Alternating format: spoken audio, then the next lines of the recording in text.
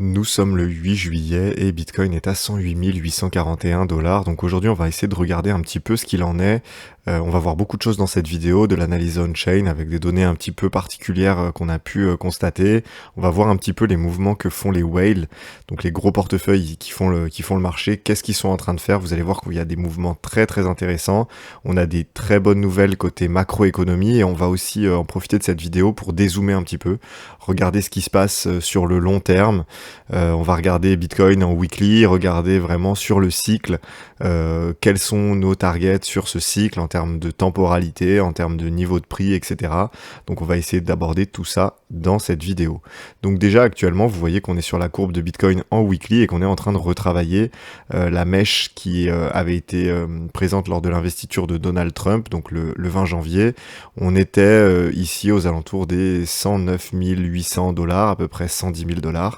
Et vous voyez qu'on avait clôturé 2 semaines consécutives. On avait clôturé la semaine du 19 mai sur ces niveaux-là, hein, sur les niveaux de 109 000, et on avait du coup redébuté cette semaine suivante sur les mêmes niveaux de prix, évidemment. Et vous voyez que ici, on est de nouveau revenu travailler ces niveaux-là avec une clôture légèrement au-dessus. Donc la semaine dernière, on a fait la clôture la plus haute jamais réalisée sur le Bitcoin en weekly. Et actuellement, on est encore en train de retravailler ces niveaux-là, donc les niveaux qui s'étendent de 108 500 à 110 000 $. On est en plein dedans. Si on regarde un petit peu plus dans le détail, en daily, vous voyez qu'on avait fait une jolie déviation de ce triangle de compression avec ici on avait une grosse résistance. On voyait que ici on avait un market structure shift où en gros on est venu casser cette dynamique qui était pour le moment acheteuse. On est venu la casser, on est venu breaker cette trendline et faire une déviation avec une jolie mèche assez profonde. Et ensuite, on est venu réintégrer ce triangle, faire une clôture au-dessus, refaire une légère déviation. Vous voyez qu'à chaque fois, on a des mouvements qui sont très piégeux, hein. Franchement, honnêtement, les mouvements de trading en ce moment sont très très compliqués à jouer. On a une déviation au sud, une deuxième, une déviation au nord, puis une réintégration, une nouvelle déviation au nord. Enfin bref, c'est quand même très compliqué à suivre côté trading, mais côté investissement, en tout cas, l'avantage c'est que nous, on est toujours sur nos mêmes niveaux de prix. Vous voyez qu'en fait, à chaque fois, on est en train de recréer des trendlines, hein, comme ici par exemple, on est en train de les retravailler. Là, on est dans une grosse zone de compression. On le voit par les liquidités qui sont créées. Donc là, si je vous affiche les liquidités, donc c'est-à-dire les points les plus hauts atteints sur les dernières bougies et les points les plus bas atteints sur les dernières bougies, vous voyez qu'on crée des mouvements de liquidité. Et ce qui est rassurant pour les acheteurs, pour ceux qui pensent que ça va aller à la hausse, ce qui est mon cas, ce qui est rassurant, c'est de voir que on est systématiquement en train de venir récupérer les liquidités vendeuses. D'accord? Donc les personnes qui parient à l'achat se font systématiquement stopper. Les personnes qui rentrent en position ici mettent forcément leur stop ici, hein. Donc typiquement, si vous êtes sur une position longue, vous rentrez en position ici, vous ciblez un 2 pour 1, donc vous allez mettre votre stop sous la structure précédente, donc soit ici, soit ici, d'accord? Donc mettons que vous preniez ici, 2 pour 1, voilà, vous allez cibler par exemple ici 115 000 $, et vous voyez que là, vous vous faites stopper quasiment directement. À chaque fois, vous avez comme ça des prix, des mouvements de prix qui sont assez brusques et qui viennent récupérer la liquidité des acheteurs. À l'inverse, la liquidité des vendeurs, elle est quasiment jamais récupérée. En tout cas, la liquidité court terme, elle est récupérée. Vous voyez que ici, par exemple, elle a été récupérée, ici également. Mais vous voyez que sinon, on laisse intact très souvent les niveaux de liquidité juste au-dessus du prix, d'accord? Ici, vous avez un mouvement de prix où on crée un mouvement de liquidité, et vous voyez qu'on vient pas récupérer cette liquidité-là alors qu'elle est vraiment juste au-dessus. Idem, ici, on n'est jamais venu la récupérer. Donc ici, c'est quand même assez rassurant, ça veut dire que potentiellement, on a des gros portefeuilles, des grosses mains qui préparent un mouvement haussier sur le Bitcoin et qui, comme ça, viennent fatiguer toutes les personnes qui pourraient rentrer dans le train et qui du coup permettent aussi le but c'est pas uniquement de vous faire perdre pour les grosses mains, le but c'est de rentrer en position, d'accord? Et donc là, forcément quand vous avez des niveaux de liquidité ici, ça veut dire que vous, quand le prix descend là, vous vendez et vous prenez vos pertes. Et eux, ils vont se profiter de vos ordres de vente pour acheter, d'accord? le marché, comme le marché du Bitcoin, comme n'importe quel marché financier, c'est un jeu à somme nulle et c'est surtout de l'offre contre de la demande. Si vous achetez du Bitcoin, quelqu'un est en vendre, à l'instant où vous cliquez sur acheter, il y a quelqu'un qui a cliqué sur vendre, d'accord?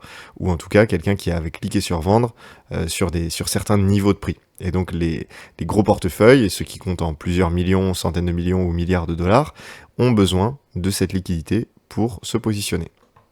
Donc ici, on est en train de se compresser, on le voit sur les bandes de Bollinger, on a des bandes de Bollinger qui sont en train de se resserrer, si on regarde ici l'indicateur de largeur des bandes de Bollinger. Donc vous voyez ici sur la largeur des bandes de Bollinger, en fait vous l'avez tout simplement là, hein, les bandes de Bollinger, vous les avez juste ici, et vous voyez qu'on est sur des niveaux de compression assez forts, et surtout on reste sur des niveaux très faible de compression pendant longtemps, d'accord? Donc ça fait un moment que c'était pas arrivé, c'était arrivé juste ici, sur les niveaux de prix, juste là, vous voyez, avant du coup les rumeurs d'approbation d'ETF Bitcoin. Donc vous voyez que ici on était resté très longtemps, hein, ça avait duré entre le 18 août et le 15 octobre, donc quand même un certain nombre de temps, en l'occurrence pendant quasiment 60 jours, donc pendant 2 mois, on avait traîné sur ces niveaux de prix-là pendant un long moment, et vous voyez que là, on est en train de refaire un mouvement assez similaire, et les bandes de Bollinger, il faut voir ça comme un élastique, d'accord? Plus vous le tendez, plus vous le tendez, plus vous le tendez, quand vous lâchez, ça part très très fort, d'accord?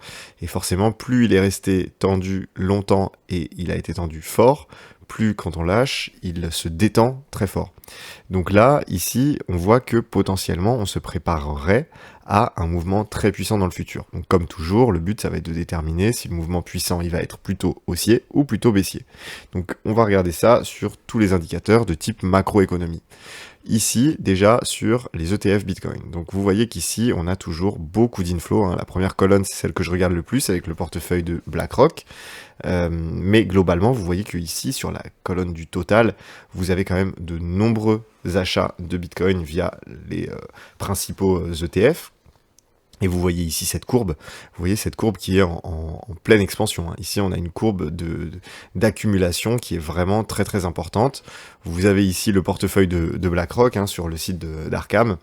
Vous avez ici un portefeuille qui se compte maintenant, qui vient de dépasser le stade des 80 milliards de dollars de Bitcoin, et vous voyez ici qu'on avait une grosse phase d'achat et d'accumulation, hein, sur le mois de décembre notamment, novembre-décembre 2024, et vous voyez que ici on a une grosse vague assez similaire sur la période du mois d'avril, et vous voyez que là on est sans cesse en train d'accumuler, d'accord?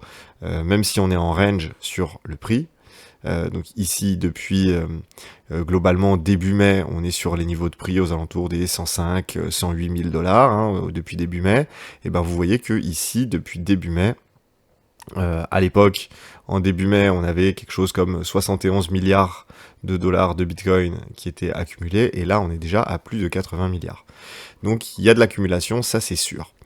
Maintenant, il faut regarder aussi au niveau analyse on-chain. Vous voyez que ici, sur l'analyse on-chain, on a quelque chose d'intéressant. On a une prise de profit qui a été relativement importante là sur les derniers jours. Donc ça, généralement, ça appelle à de la prudence. On va avoir tendance à plutôt chercher de la vente quand on a des gros signaux comme ça de vente et de prise de profit sur Bitcoin. Mais vous voyez que ça reste toujours à tempérer, parce que par exemple ici, on avait eu une zone de prise de profit juste ici, d'accord, sur ce rebond, et finalement, quelques jours après, on avait complètement explosé et on était reparti fortement à la hausse. Donc ça reste à mesurer, il va falloir voir ça forcément sur le plus long terme. Au niveau du prix réalisé par les holders de court terme, là on est nettement au-dessus. Le prix réalisé, il est à 98 800 dollars, donc on est quand même très très largement au-dessus. Ce qui constitue quand même un support majeur, hein, ce chiffre des 98 000 dollars, vous voyez que là pour le moment on y est quand même très loin. Donc on pourrait faire des corrections qui seraient plus profondes sans forcément mettre à mal la dynamique long terme. Ici, on le voit sur le short term versus long term supply. Donc je vais vous montrer un autre graphique qui est celui-ci et qui est un peu plus visuel, avec en bleu les holders de long terme et en rouge les holders de court terme. Et vous voyez qu'on a quelque chose de très intéressant qui vient d'arriver sur les précédents jours. On a des holders de court terme qui commencent à arriver. Et donc ça, vous le voyez avec ici cette petite courbe rouge qui commence un petit peu à remonter. Donc ici, c'est encore un petit peu tôt pour dire si on va relancer une tendance comme celle-ci, mais vous voyez que généralement, quand les holders de court terme se manifestent, c'est généralement peu de temps avant justement cette reprise et cette explosion haussière. Vous voyez que ça avait été le cas ici sur le mouvement de l'investiture de Donald Trump. Ici, ça avait été le cas sur justement ce mouvement d'approbation des ETF Bitcoin entre octobre 2023 et janvier-février 2024. Donc vous voyez qu'ici, c'est quand même quelque chose qu'on attend généralement d'avoir des nouveaux entrants.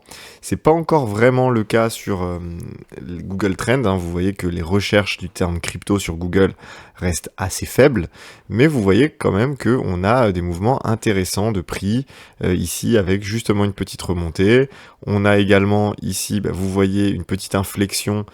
Donc là, on est sur la supply, donc le stock de Bitcoin actif depuis plus de 6 mois, vous voyez que cette courbe, quand elle a tendance à augmenter, c'est généralement des phases d'accumulation, et puis à l'inverse, quand ça se retourne, c'est des mouvements où on part sur de l'expansion, et où les mouvements de prix sont plus puissants, d'accord? Et donc généralement, quand on a une inflexion, ça annonce qu'on a potentiellement un mouvement haussier puissant à venir. Et là, ça a l'air d'être le cas. Donc nous, en tout cas, on se prépare à un mouvement haussier. En tout cas, là, je vous rappelle qu'on a des bandes de Bollinger qui se resserrent. On était en train de déterminer s'il fallait plutôt acheter ou plutôt vendre. Vous voyez que, en tout cas, cet indicateur-là et les indicateurs qu'on est en train de voir nous invitent à être positionné plutôt à l'achat. Au niveau macroéconomie, vous voyez que, alors cette semaine, effectivement, on n'a pas grand-chose, on a effectivement juste les inscriptions hebdo au chômage. La semaine prochaine, par contre, on aura très certainement des nouvelles intéressantes avec mardi 15 juillet, le CPI. Donc le CPI, ce sont les chiffres de l'inflation du mois de juin qui sort donc le 15 juillet, avec également les prix à la production qui sortiront le mercredi 16 juillet aux États-Unis. Donc le CPI, ici on attend un CPI en légère hausse, forcément. Ici on va sortir les chiffres du mois de juin. Vous voyez qu'au mois de juin on était aux alentours des 2,1-2,2% d'inflation en rythme annualisé, et donc 2,1%, ça nous amènerait sur un CPI aux alentours de potentiellement 2,7-2,8%. Donc on est au-dessus de la target de 2% de la Réserve fédérale américaine. Donc la baisse de taux pourrait ne pas arriver incessamment sous peu, mais la bonne nouvelle, vous le voyez ici, pendant que je parle, vous voyez cette courbe qui depuis du coup début juillet est en train de fléchir, où on est vraiment venu casser cette hausse qu'on avait depuis globalement début mai, et depuis même un petit peu début avril, en fait, depuis les tarifs douaniers de Donald Trump.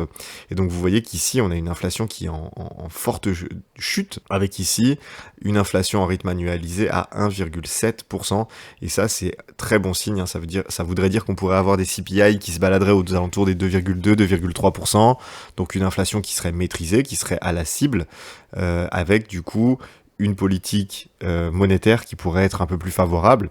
Vous savez, en fait, tout simplement, la Réserve fédérale américaine a la possibilité de baisser les taux ou de faire du quantitative easing, donc de faire des programmes de rachat d'actions, comme ils ont pu faire pendant le Covid. Donc en fait, ils vont ajouter à leur bilan, ils vont utiliser la planche à billets pour venir acheter des titres, acheter des obligations, etc. directement sur les marchés financiers. Et ça, c'est très positif pour les marchés, parce que forcément, ça crée un déséquilibre positif entre l'offre et la demande. Vous avez beaucoup de demandes, parce que la Réserve fédérale américaine achète à coups de millions, de milliards et de trillions de dollars, et ensuite vous avez finalement une offre qui reste limitée, et donc comme ça vous avez des marchés qui augmentent, et ça entraîne un petit peu un effet boule de neige positif. Donc il faudra voir ce qu'il en est. En tout cas, le marché prévoit, lui, une baisse de taux à partir de la réunion du 17 septembre. Vous voyez qu'on est à 2 tiers, 1 tiers, 2 tiers de chance d'avoir une baisse de taux, 1 tiers de chance de rester sur les taux stables. Par contre, pour la réunion qui aura lieu à la fin du mois, donc le 30 juillet 2025, on a 95,3% de chance de rester sur les taux actuels. Donc honnêtement, ici, on s'attend à rien du tout. Au niveau des liquidations, vous voyez que sur le court terme, ici on est sur les liquidations à la semaine, ça matérialise totalement notre range. Vous voyez qu'on est dans un range entre globalement les 110 000 et les 107 500 $, en tout cas sur le court terme. On se balade autour de ces deux bornes et on voit qu'on est en train de créer des liquidations au-dessus et des liquidations en dessous. Forcément, ceux qui se positionnent à l'intérieur de ce range et qui parient sur une cassure du range vont avoir leur stop en bas s'ils sont haussiers et en haut s'ils sont vendeurs. Donc forcément ici, on est en train de regarder qu'on a un petit peu plus de liquidation au sud qu'au nord. Donc ici, on pourrait donc s'attendre à avoir un prix qui viendrait récupérer ces stops-là, venir un petit peu se servir dans cette liquidité pour se donner de la force. Donc ici, on pourrait voir le prix retomber aux alentours des 106 000 $. Honnêtement, ce serait pas du tout une mauvaise nouvelle. À la limite, c'est mieux que le prix aille d'abord aux 106 000 $ avant d'aller aux 110 000, parce que forcément, la première direction qui sera trouvée, elle a plus de chances d'être un fake out, donc c'est-à-dire une fausse sortie de range, avec du coup un prix qui pourrait aller à la hausse pour ensuite aller fortement à la baisse, ou aller à la baisse pour ensuite aller fortement à la hausse. Au niveau des liquidations long terme, là vous voyez qu'il n'y a pas photo, les liquidations long terme, elles sont quasiment toutes au-dessus du prix. Donc là, ça veut dire que si vous êtes market maker et que vous, ce que vous voulez, c'est exécuter des ordres, parce que si votre job, si vous êtes un exchange, votre gagne-pain, c'est de faire des ordres, de traiter des ordres pour gérer des commissions. Tout simplement, Binance, Kraken, Coinbase, etc., ils vont récupérer de l'argent quand vous faites des ordres acheteurs ou des ordres vendeurs. À la limite, eux, peu importe le sens, ce qu'ils veulent, c'est qu'il y ait du volume. Et le volume, ici, il se trouve au-dessus du prix. Donc honnêtement, ici, il y a largement du jeu à venir récupérer. Ici, ces liquidités aux alentours des 110, 115 000 $. Et on pourrait aller chercher la prochaine poche de liquidité qui se trouve ici aux alentours des 130 000 $. Vous voyez qu'il y a une grosse poche de liquidité qui est en train de se créer. Donc ici, potentiellement, on pourrait voir le prix monter et venir récupérer ces ordres et venir stagner à l'intérieur de ces ordres du coup de liquidation. Donc au niveau de l'order flow, maintenant, on va regarder, vous avez également cette compression qui se matérialise au niveau de l'open interest. Vous voyez que l'open interest est globalement attentiste. Vous avez ici cette courbe qui stagne, vous n'avez pas d'emballement, etc. Vous avez même une légère décroissance. Ici, vous voyez qu'on est en train de décroître ici sur l'open interest, alors que le prix, lui, est en train plutôt de stagner.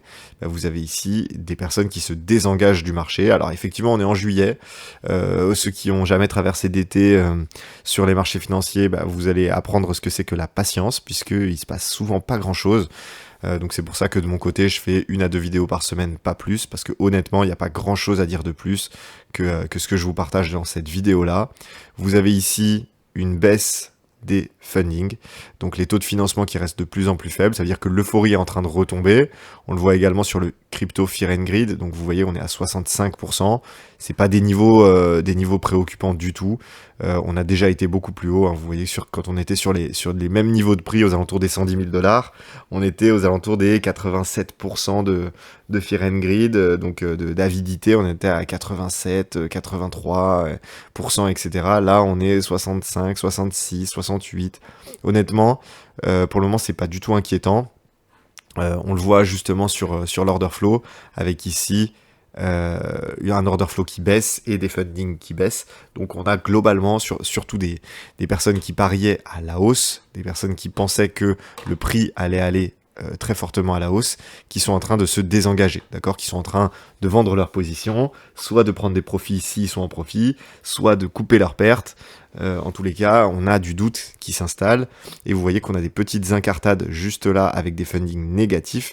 Donc ça veut dire que sur certaines phases, on a totalement des personnes qui commencent à paniquer et qui commencent à parier plutôt, elles, à la baisse, qui pensent que ça y est, on a trouvé notre top et qu'on va partir à la baisse.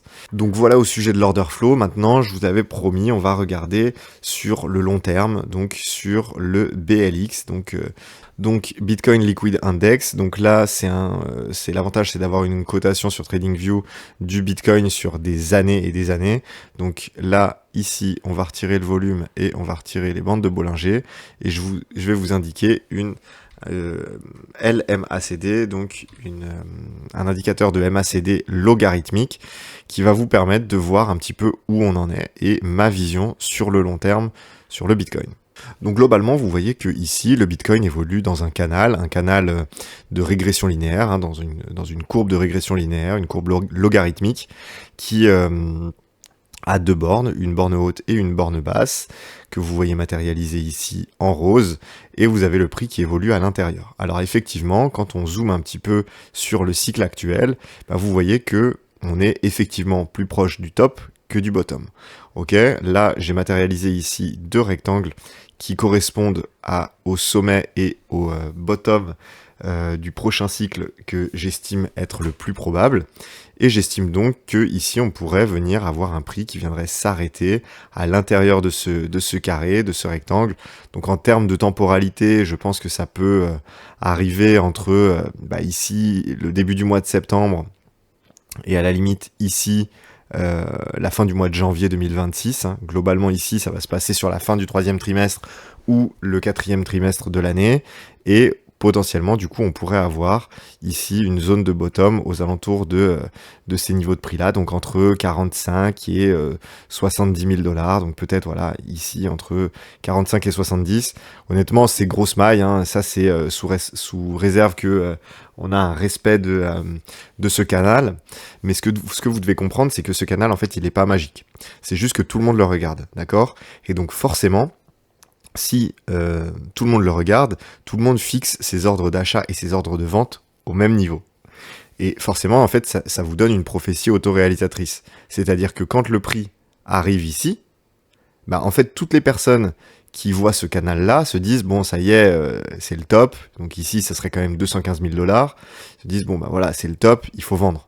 Et donc, en fait, vous allez avoir une telle pression de vendeurs qui se disent, on est sur le top, il faut vendre, il faut vendre, il faut vendre, qu'on a un déséquilibre entre les acheteurs et les vendeurs qui se forme, et donc, ayant beaucoup plus de vendeurs, le prix va se retourner. À l'inverse, le prix va continuer à baisser, à baisser, à baisser, on va avoir des capitulations à répétition, etc.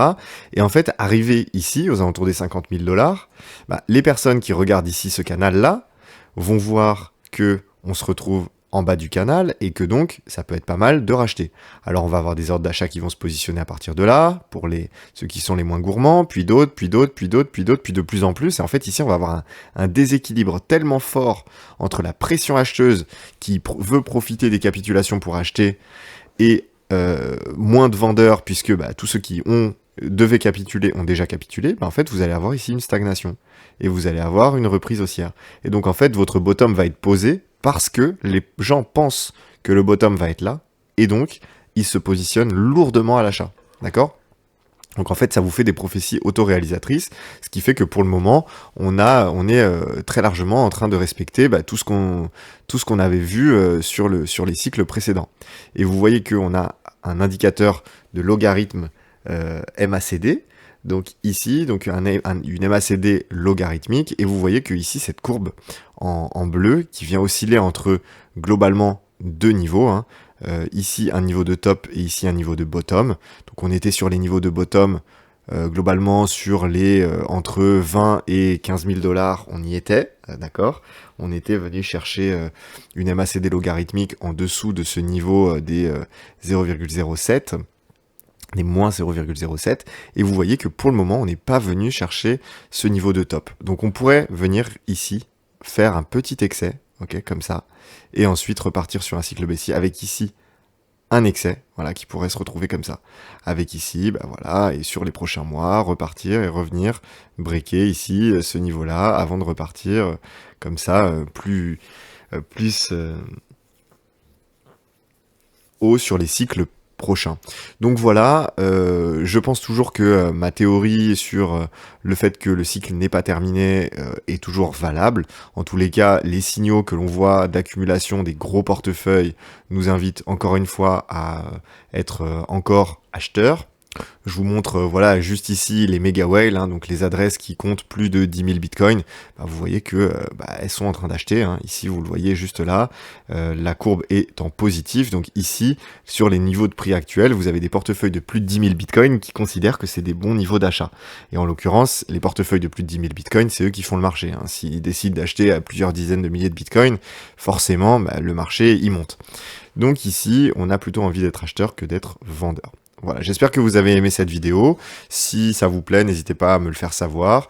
Si vous avez envie d'aller un peu plus loin, etc., nous proposons toujours des accompagnements privés à tous ceux qui le souhaitent.